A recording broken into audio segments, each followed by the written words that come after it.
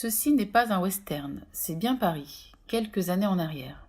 C'est bidonville autour de la capitale française. Une histoire à nous raconter aujourd'hui à travers une exposition photo. Donc au bout d'un moment, voilà, on a eu suffisamment d'images pour monter cette exposition sur la zone.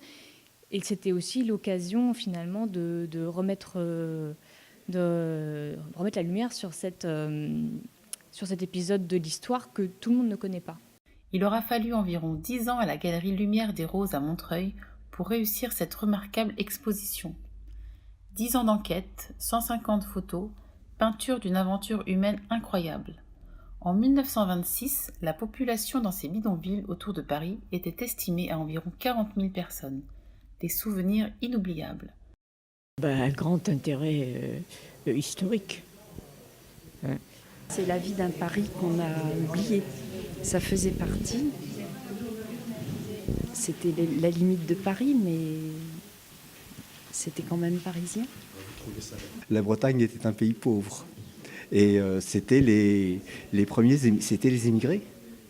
Et dans les premiers bidonvilles, il y a eu des Bretons et ensuite les Maghrébins.